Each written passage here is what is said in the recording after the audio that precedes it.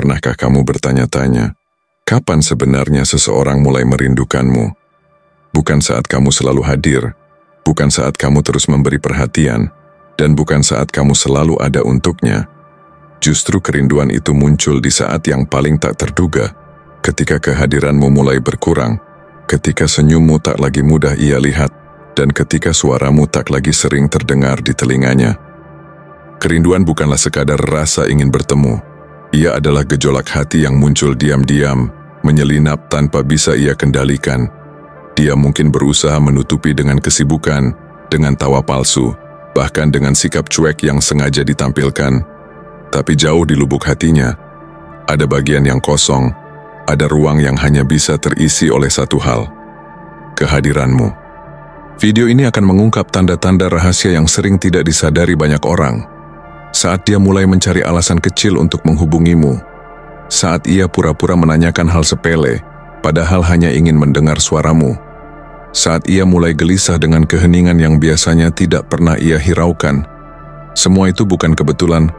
Itu adalah panggilan hati bahwa dia sebenarnya mulai merindukanmu. Bayangkan betapa kuatnya perasaan itu. Seseorang yang mungkin dulu begitu yakin bisa hidup tanpa hadirmu, kini harus berhadapan dengan rasa sepi yang tiba-tiba menghantam.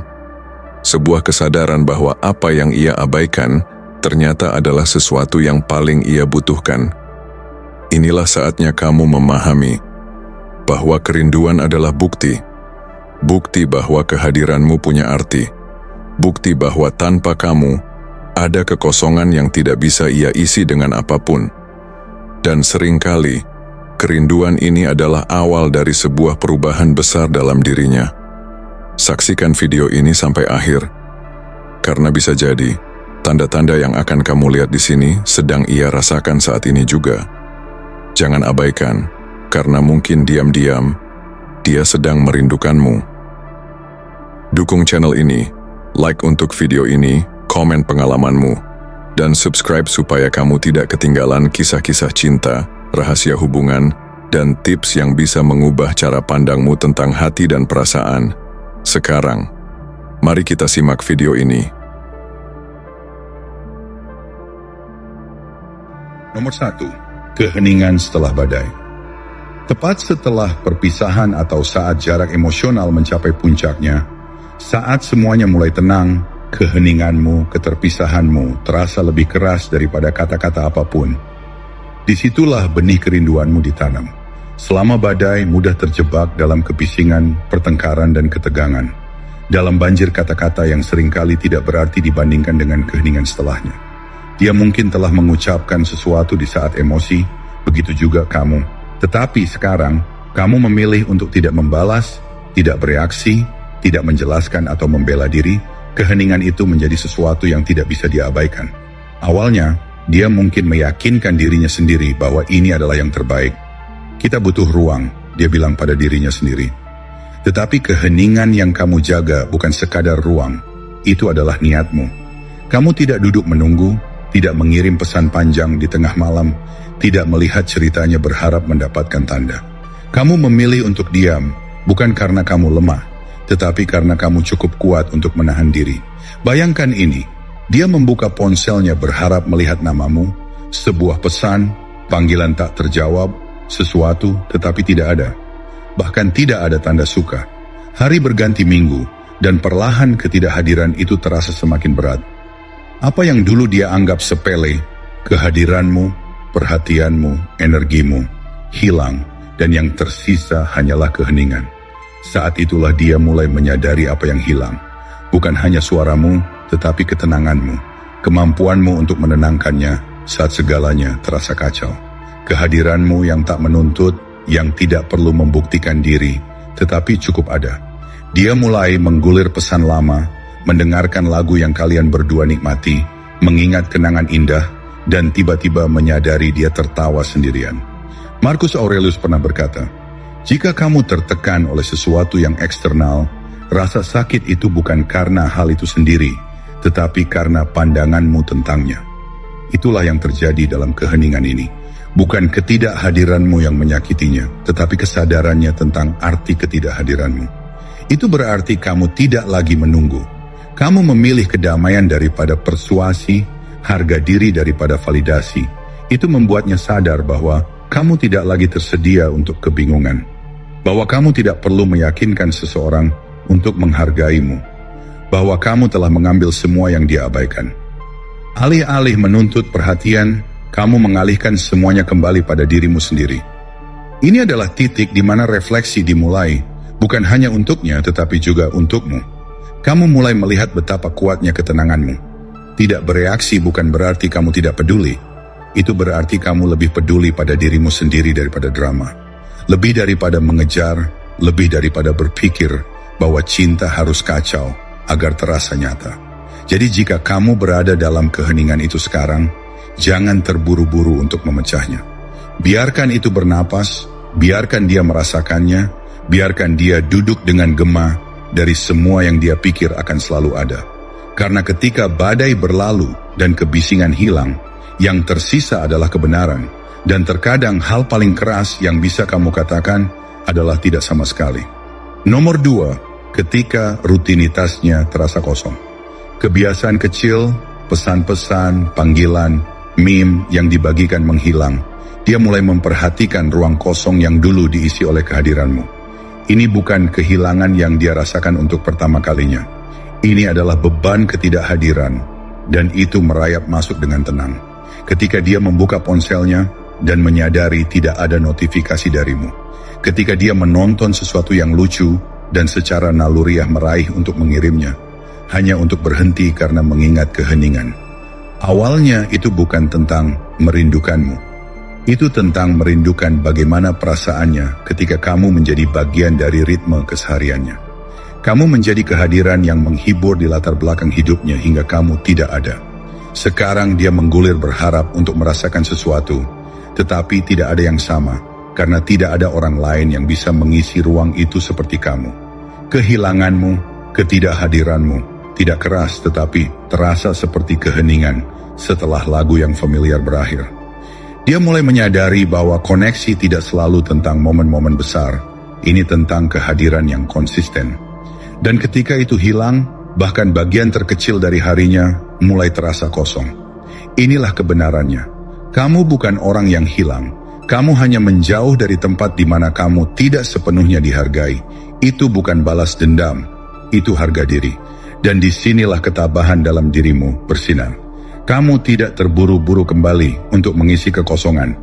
Kamu tidak mengirim pesan tindak lanjut karena kesepian. Kamu memilih keheningan daripada kebutuhan. Marcus Aurelius pernah menulis, bukan hal-hal yang mengganggu kita, tetapi penilaian kita tentang mereka. Dia menilai kehadiranmu sebagai sesuatu yang pasti sampai menjadi tidak pasti, dan sekarang dia duduk dengan itu. Mungkin dia tidak mengatakannya dengan lantang. Mungkin kesombongan membuatnya tidak mengulurkan tangan. Tetapi di dalam rutinitasnya yang pernah dipenuhi dengan energimu, terasa lebih dingin karena ritme yang pernah dia terima begitu saja. Itu bukan hanya kebiasaan, itu adalah kamu. Membiarkannya merasakan kekosongan itu bukan karena kamu ingin dia menderita, tetapi karena kamu tidak lagi bersedia menjadi karakter latar belakang dalam cerita orang lain. Keheninganmu bukanlah ketidakpedulian, itu adalah kehadiran disiplin.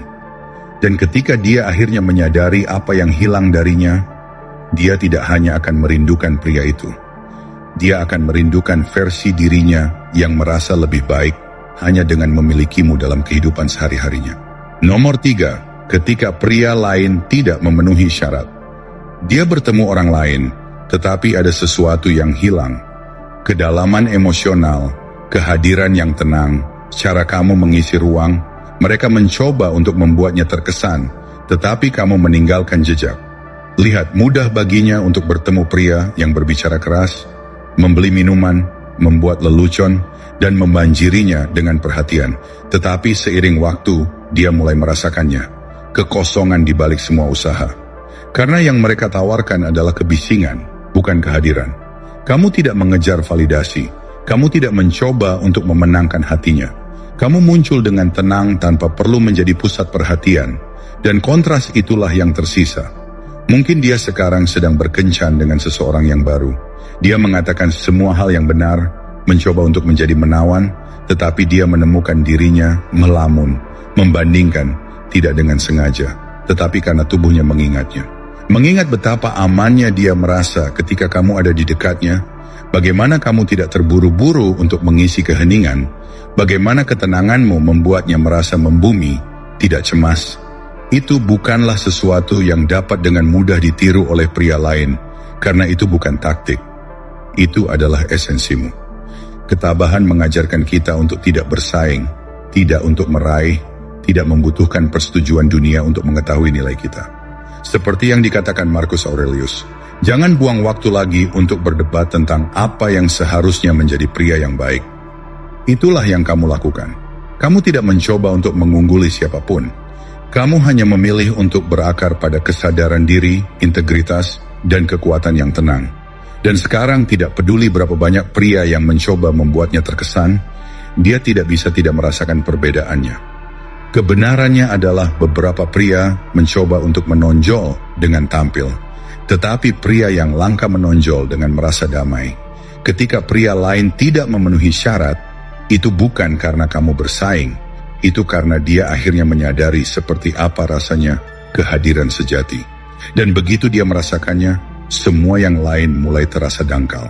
Nomor 4. Momen cermin. Suatu hari dia melihat dirinya sendiri secara berbeda. Tidak hanya mencerminkan kamu, tetapi siapa dia ketika dia bersamamu, dan bagaimana dia tidak merasakan versi dirinya itu. Karena itu halus. Pada awalnya, mungkin dia menyisir rambutnya di cermin, atau menyalakan lagu yang pernah diputar di mobilmu. Tetapi tiba-tiba itu menyentuh, bukan hanya ingatanmu, tetapi ingatannya tentang wanita yang ada di sekitarmu. Kelembutan yang dia biarkan dirinya rasakan. Cara dia tertawa tanpa menahan diri. Kemudahan di matanya ketika dia tahu dia aman, dilihat dan dihargai. Sekarang, refleksi itu tidak sepenuhnya cocok. Dia mungkin dikelilingi oleh kebisingan orang-orang baru, gangguan-gangguan baru. Tetapi versi dirinya itu tidak muncul lagi. Karena itu bukan hanya tentang bagaimana kamu memperlakukannya. Itu tentang apa yang kamu bawa keluar dalam ketenangannya. Kejelasan perasaan bahwa dia bisa menghembuskan napas di sekitar kamu. Itulah yang dia rindukan, bukan hanya pria itu, tetapi cermin yang tanpa sadar kamu pegang teguh pada dirinya yang tertinggi. Ini masalahnya. Kamu tidak pernah memaksanya untuk menjadi seperti itu. Kamu tidak tampil, kamu tidak memanipulasi, kamu teguh pada nilai-nilai kamu. Hadir tetapi tidak pernah posesif. Kamu memegang ruang dengan kekuatan yang tenang, dan ruang itu memungkinkannya untuk menjadi lebih dari yang dia inginkan, bukan kurang.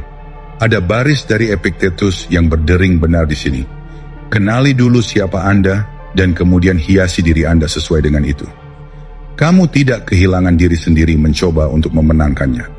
Kamu tahu siapa kamu, dan dalam pengetahuan itu, kamu mengundangnya untuk bertemu kamu di level kamu. Bukan dengan permintaan, tetapi dengan energi. Dan sekarang, tanpa kehadiranmu, cermin emosional itu hilang. Dia masih di sana, ya, tetapi kejelasannya tidak. Dan itulah yang dilakukan refleksi itu. Membuat kita membandingkan siapa kita sekarang dengan siapa kita ketika kita merasa paling selaras, paling hidup, paling damai. Jadi ketika momen cermin itu datang, ketika dia melihat celah antara dirinya saat ini dan dirinya yang bersamamu, itu menciptakan ria yang tenang, tidak hanya merindukanmu, tetapi juga merindukan dirinya sendiri di sekitarmu. Dan jenis kerinduan itu bertahan lebih lama daripada ketertarikan, karena ini bukan tentang ego, tetapi tentang identitas. Kamu meninggalkan jejak, bukan dengan mencoba mengubahnya, tetapi dengan tetap tidak berubah dalam tujuanmu sendiri. Itulah perbedaan antara dampak dan keterikatan. Yang satu memudar seiring waktu, yang lain memantul kembali secara tak terduga di cermin, dalam kenangan, di saat-saat yang tidak pernah dia pikir akan membawa begitu banyak beban. Nomor 5, ketika kamu berhenti menonton, kamu biasa melihat ceritanya, menyukai postingannya, bahkan mungkin mengirim balasan sesekali, hadiah cepat yang familiar baginya. Itu adalah bukti kepastian bahwa dia masih hidup dalam pikiranmu, bahwa sebagian dirimu masih berlama-lama di orbitnya. Tetapi sekarang, diam, tidak suka, tidak dilihat, tidak ada reaksi. Pergeseran itu tidak keras tetapi sangat terasa, karena inilah kebenarannya. bukan argumen yang meninggalkan kesan terkuat, tetapi ketidakhadiranmu di tempat-tempat yang paling dia harapkan darimu. Dan keheningan ini tidak pahit, itu disengaja. Ketika seorang pria mendapatkan kembali fokusnya, ketika dia tidak lagi menonton dari sela-sela kehidupan orang lain, dia kembali ke satu-satunya hal yang benar-benar dapat dia kendalikan, diri sendiri. Disitulah kekuatanmu menajam. Dia memeriksa ceritanya, dilihat, berpikir namamu akan tetap ada, dan ketika tidak ada jeda, kecemasan yang halus.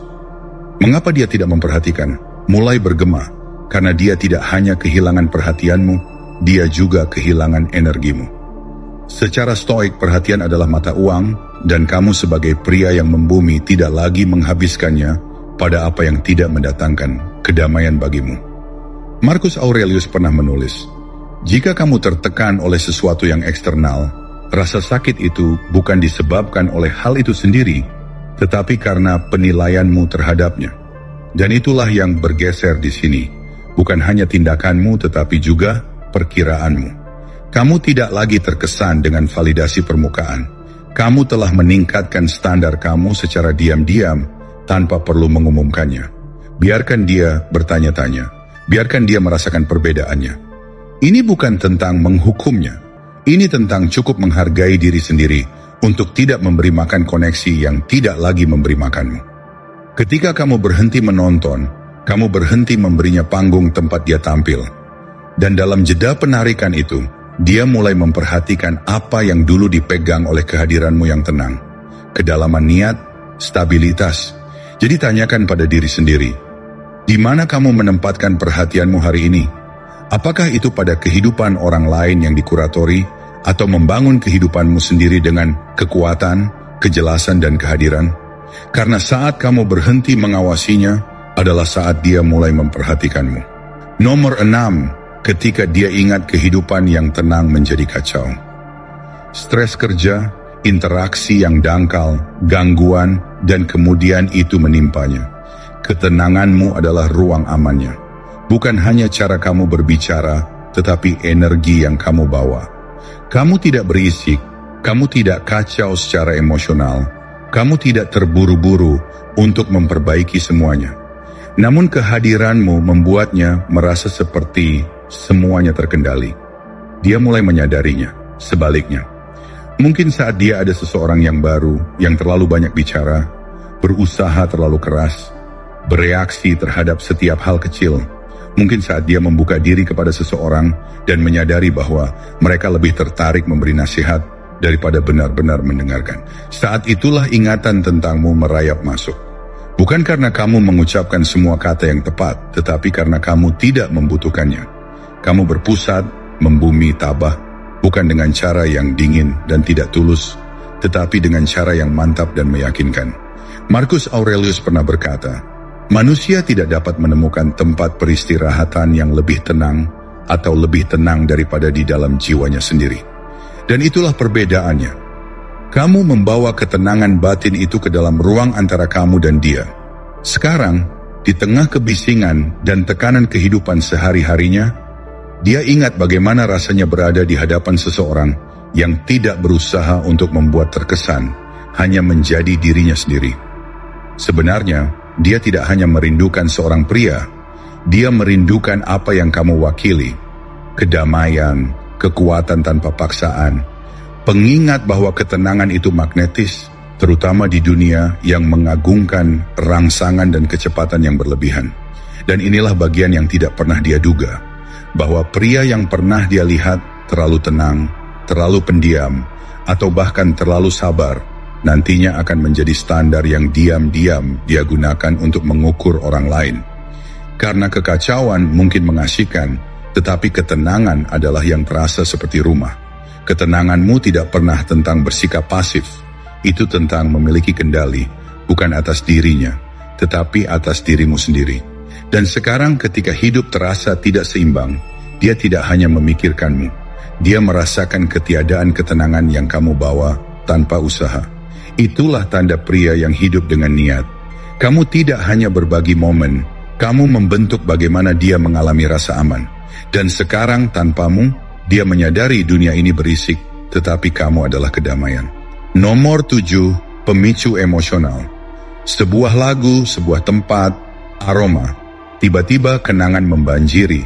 Dia tidak bisa mengontrol kapan itu terjadi, tetapi ketika itu terjadi, beban emosionalnya tidak dapat disangkal. Mungkin itu kafe yang biasa kalian berdua kunjungi, yang tersembunyi di sudut yang tenang di mana tawa terasa alami dan waktu berjalan lebih lambat. Atau itu satu lagu yang diputar secara acak, yang pernah dia katakan mengingatkannya padamu dalam sepersekian detik itu.